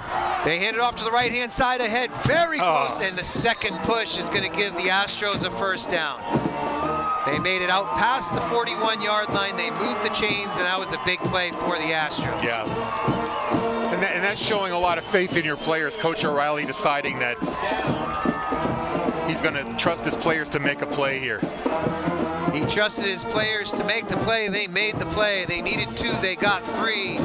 And a 1st down on their own 42-yard line for the Astros, and they get to burn off some more time. 8:50 and ticking. As they not only want to burn time, they're going to look to put points on the board as well. They're back to the line of scrimmage. Heavy personnel again. They take the snap, toss sweep to the left-hand side. Getting hit in the backfield and not making it back to the line of scrimmage was Morrison. And now it looks like they will give him forward progress back to the original line of scrimmage at the 42. 2nd and 10 for the Astros. Look at the finish by Suazo here on this tackle. You know, they're trying to send a message to these Astros that we're not laying down here. 2nd and 10. And the rain gets heavier. It is coming down, and it is not fun out there. The wind is blowing not terribly fast, but it is steady. The rain is just a touch heavier and steady. And Harry and I are nice and cozy warm here in the press box. Well, we're cozy. We're dry. I wouldn't say we're warm. Okay, fair enough. All the windows are open. Back to the line of scrimmage, McDonald. And another timeout is taken. Coach O'Reilly didn't like what he saw, so takes his 2nd timeout of this 2nd half. He has 1 remaining. 7:40 to go in the game. 21-13 is your score. The Astros lead the Bulldogs here in the state semifinal. Yeah, they were getting a little conservative on the play calls earlier, and punting the ball, deciding to put a ball away. I think Coach O'Reilly's going to go back to more aggressive play calling here. Wouldn't be surprised if they try to go to a pass here just to catch the Bulldogs. Ooh, wow. Okay. I will respectfully disagree. I think they're going to keep the ball on the ground. Well, I think that would be the safe way to do it. That would be the safe play. Try to get 2 or 3 yard chunks here and see if they can get into a 3rd or 4th and short again. and try to make those critical plays to move the clock and move the chains at the same time. The onus here is on the Bedford defense.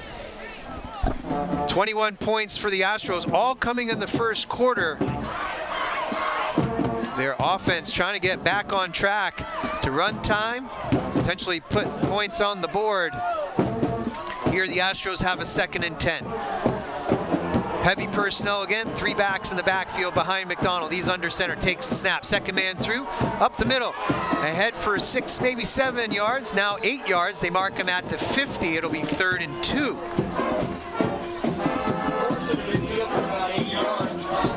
How's that for your pass play, Harry? They're setting it up. Setting it, okay, setting up. Again, I respectfully disagree. 3rd and 2, although in midfield, maybe. The ball's wet. I don't think you need to take that risk. And the last point you just made, not great conditions to try one of those long passes. No, I just wonder how slippery the ball gets. I know they're covering the ball up between plays, but it's got to be getting a little wet. McDonald hesitates on the snap. Yeah, and they hand it off, and off to the races Morrison. 25-20, 15-10, 5, touchdown Astros, and they come up with a huge play. 50-yard touchdown run by Morrison just as the wind picks up and gets us soaked here in the press box. And that started out with a kind of a funky snap to the quarterback, still able to make the handoff. Cut to the right side and found a lane. A lot of speed there. Bedford wasn't able to catch up. So back to a 2-score game here. But let's see if we can level the playing field here with a miss up. They missed that point. The ball's on the ground, scrambling out to the right-hand side, trying to get to the end zone. Finally swarmed at the 3-yard line. The extra point will be no good. And great observation, Harry. 14-yard difference stays as the snap did not come back cleanly. They couldn't convert, and it's 27-13. The Astros lead by 2 scores. So now you're faced with getting 2 touchdowns here with just under 7 minutes to play. With the worsening conditions, heavy rain, now we're going to get some wind as well. Well, you know, if it wasn't hard, it wouldn't be interesting. Football weather, Harry, football weather.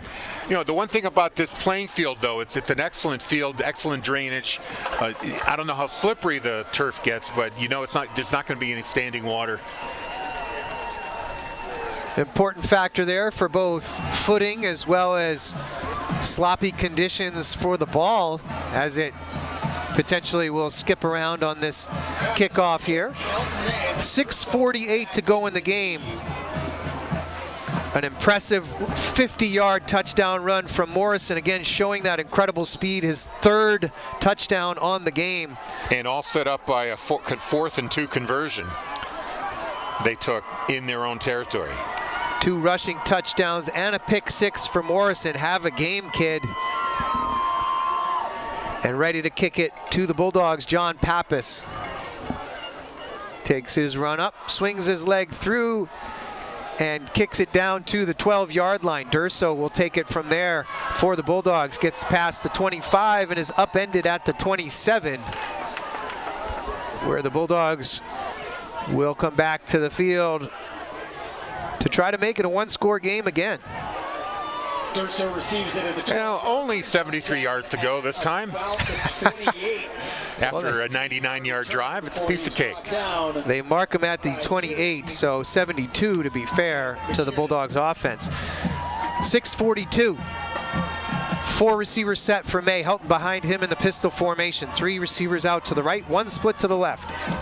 May takes the snap, hands it off to Helton. He goes up the middle, cuts back to the left-hand side. He's ahead for 8, maybe 9 yards, close to that first down yardage. Yeah, the far field judge has him marked as a first down. Now they change their mind, moving back by a yard. 9-yard carry for Helton brings up 2nd and 1. After a gain of about 9 yards, that'll bring up 2nd and 1 for the Bulldogs. Down by 6:23 and that clock ticks.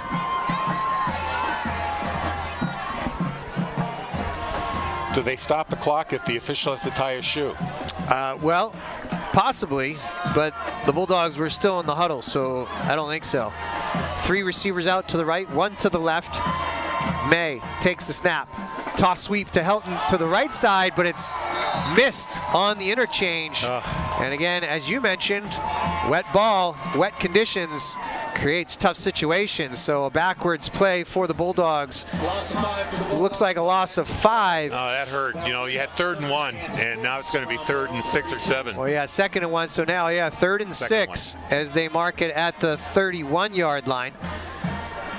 Maybe 3rd and 7, as it looks like they need to get to the 38 for first down yardage. 5.5 and ticking in this game. Well, the Astros lead 27-13 in the state semifinal over the Bedford Bulldogs. Well, there's definitely a two down play here. May takes the snap. He looks to the right, now into the middle. Pass is incomplete. As they were sniffing out that middle screen, it looked like Westcott was the intended receiver, who's still down on the ground, not feeling great. It was Westcott. He got hit right as the ball got there, and an incomplete pass brings up 4th down and 7.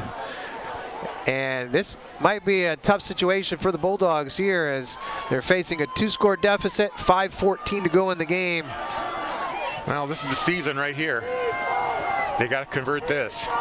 And, you know, that passing play, they really saw it coming, the Astros did. I mean, they had at least 3 defenders around Westcott on that play. I would have thought they would have tried something further downfield. Sniffing out tendencies there. 3 receivers to the right-hand side, 1 to the left. May has Helton behind him in the backfield. Big play here.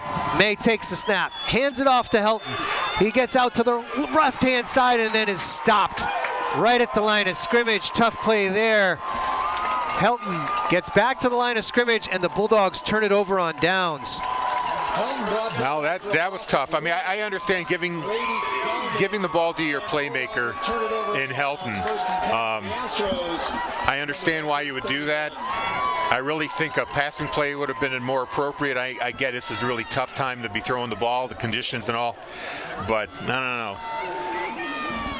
Running play, just tough call there, as you're looking for 6 yards and you're asking a lot from, yes, your biggest playmaker, but that's 4th and 6 and you're counting on a lot there. 5:08 to go in this game, and in a commanding position, the Pinkerton Astros have a 14-point lead and the ball on the Bulldogs' 31-yard line. Well, all you can do now is try to force a turnover. Hopefully another timeout here, using up all their timeouts, are the Astros.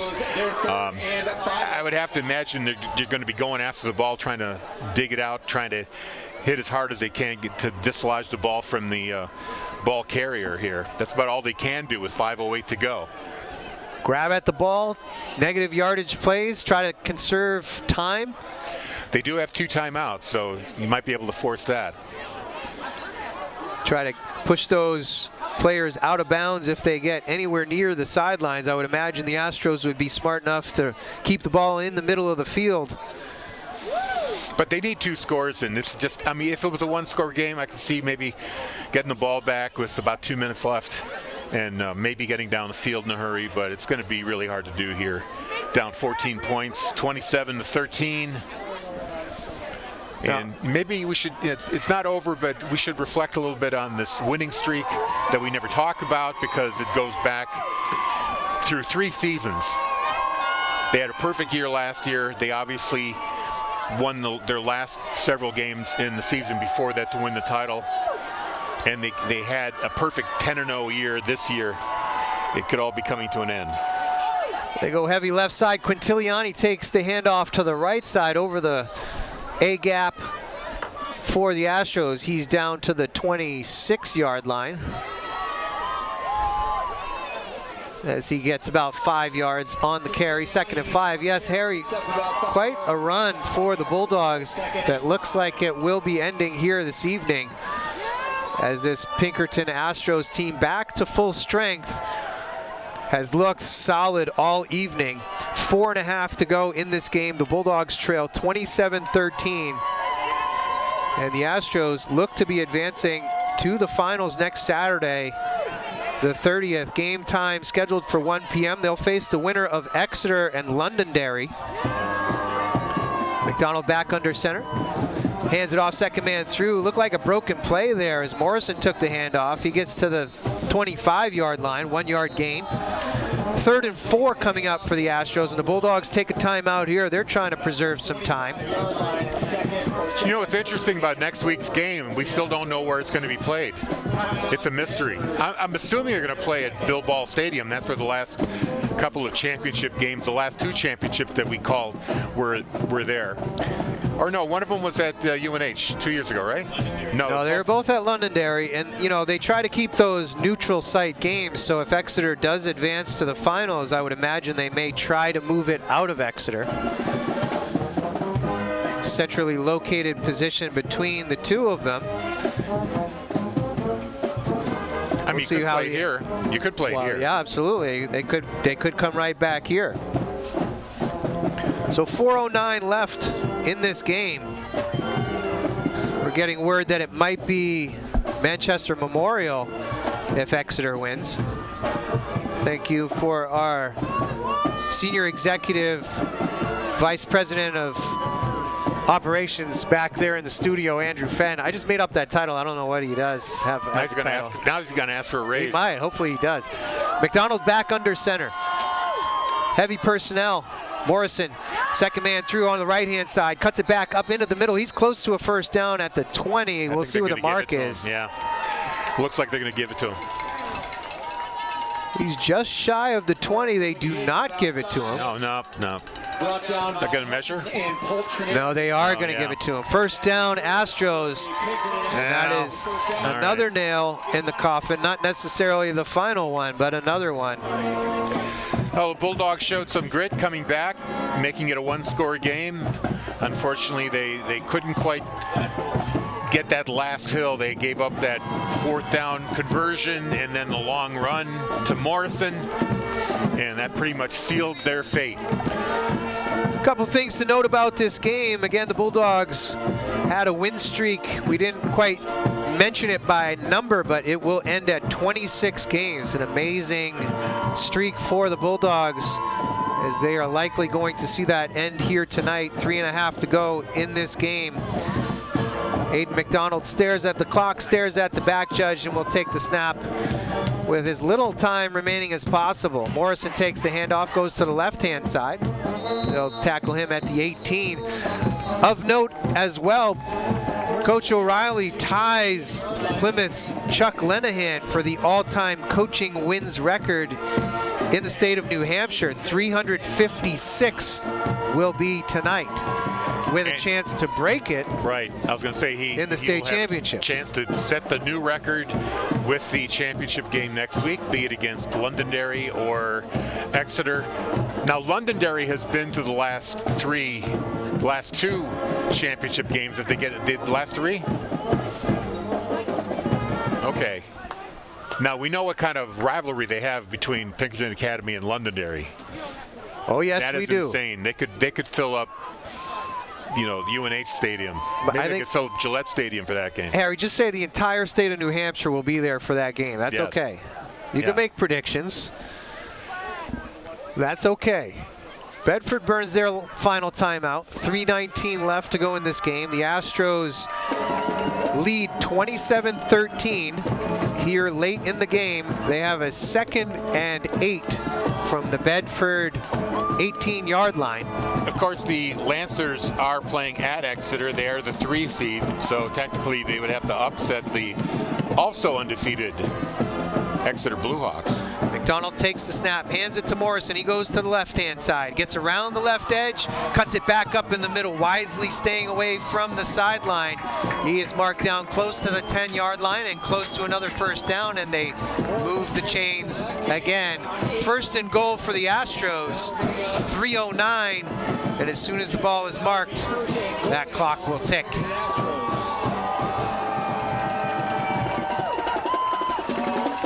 Bulldogs making a few defensive substitutions, getting some of their seniors some playing time here in the state semifinal game.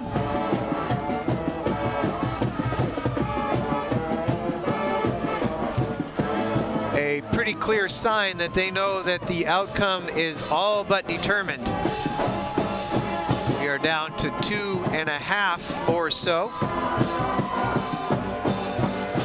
McDonald takes the snap, hands it to Morrison again. He goes to the right-hand side, gets back to the line of scrimmage, but no further. 2nd and goal from the 10. To the line of scrimmage, no gain, brought down by Jake Sheff.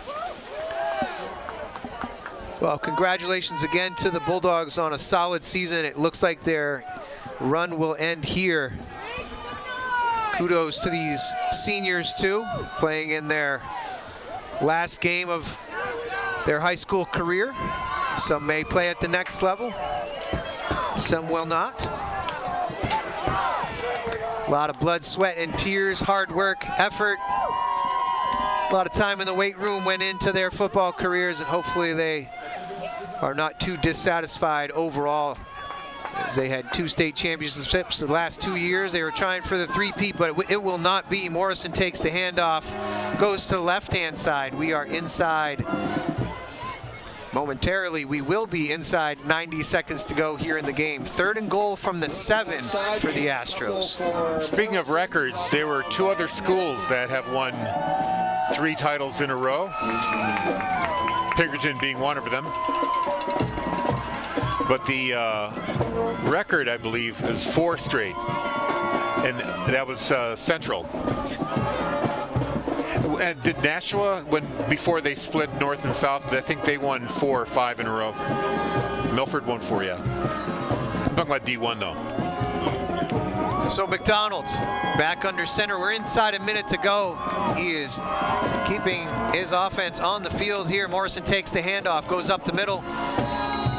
Gets inside the 5-yard line, but no further. It will be 4th down and goal to go for the Astros. Carries for a couple yards to about the 5-yard line.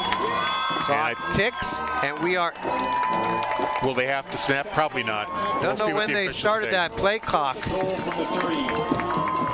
It is 4th and goal from the 3. They may have to snap it one more time.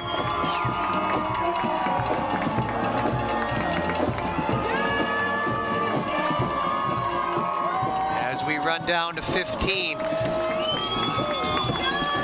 We do want to thank our BCTV crew here tonight. Bill Jennings on the camera here, staying warm and dry. He's inside the press box, That's not fumble. up top. Ball is fumbled, and there is half a second to go, and the Bulldogs will get the ball back on a turnover on downs, but it's effectively irrelevant. Thank you again, Bill Jennings. Colleen Richardson here. Replay Jones back in the studio helping with replays. Andrew Fenn helping with producing and the graphics. That'll do it for tonight. Your final score, 27-13. The Pinkerton Astros are victorious, and they advance to the finals next Saturday at 1 p.m. Harry, closing thoughts. It was an amazing run. You know, we've been together for this 26-game win streak. It was great witnessing it, and like you said, a lot of hard work went into it, and all good things come to an end. So salute to the Bulldogs, great run, but unfortunately it ended tonight. So for the BCTV crew, as well as WBNH 105.1, we appreciate bringing you the call tonight. Congratulations to the Pinkerton Astros. Good luck next week. And congratulations to the Bulldogs on a great season. We'll sign off. Everybody have a great night.